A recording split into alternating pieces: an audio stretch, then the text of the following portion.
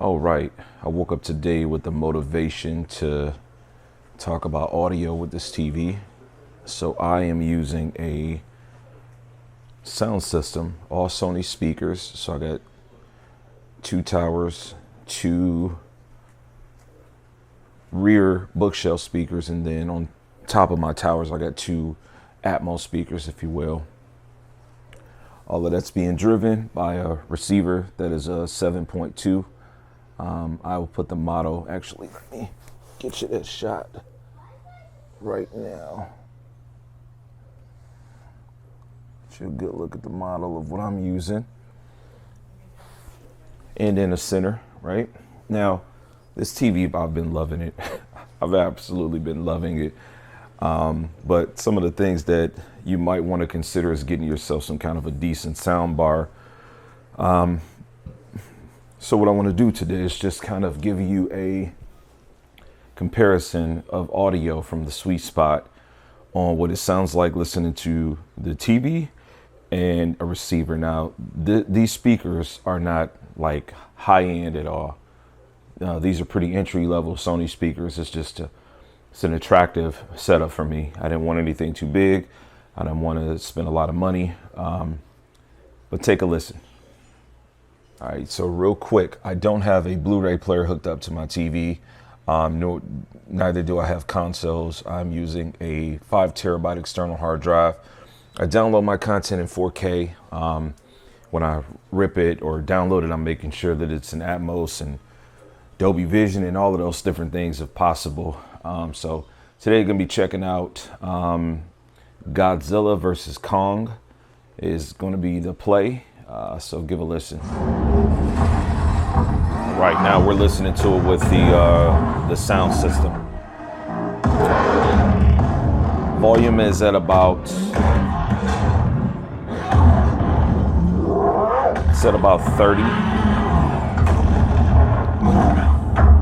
35. Going to switch the TV over.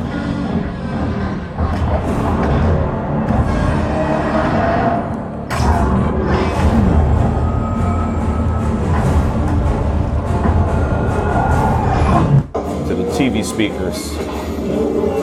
TV is all the way at 100. It is Dolby Atmos, as the movie is captured in that. Now, the sound isn't bad for the TV speakers.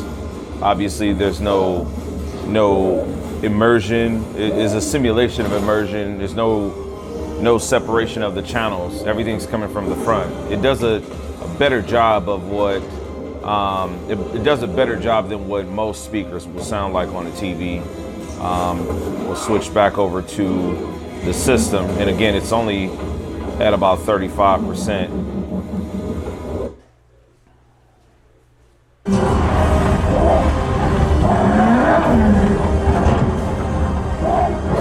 So again, much more body.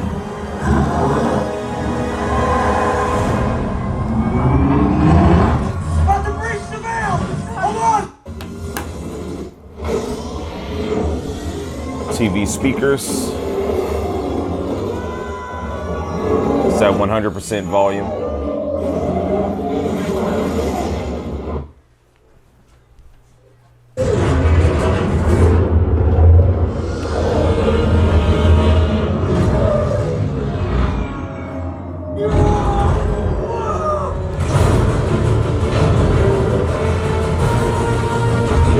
I'll just keep going back and forth a little bit.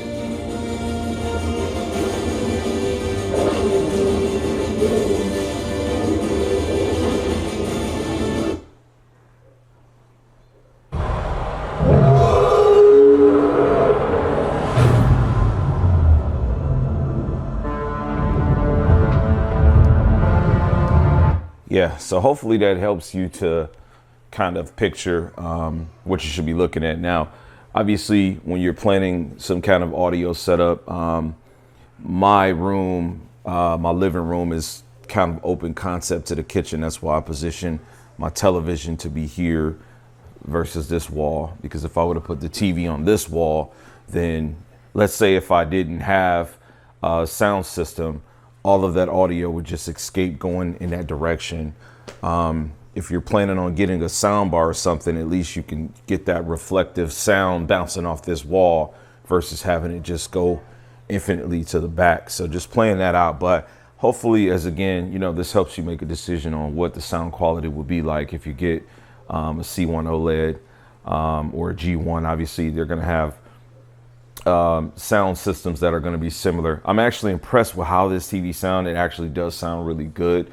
When I took it out the box to set it up, that was one of the things that just blew me away. It was just like, wow, it's actually a really good sounding TV for what it is. So if you're in like a small apartment or something, you know, it's probably going to do a real good job. But if you can afford to set up the space and spend the money, just get you a decent sound system like what I have. You don't need anything that's going to be ridiculous. But just setting this thing at 35% power sounds really, really good for me. I enjoyed this movie, by the way. So I'm going to upload this. Hopefully you don't catch any flags or whatnot for the monetization piece. And if you have comments, questions, let me know below.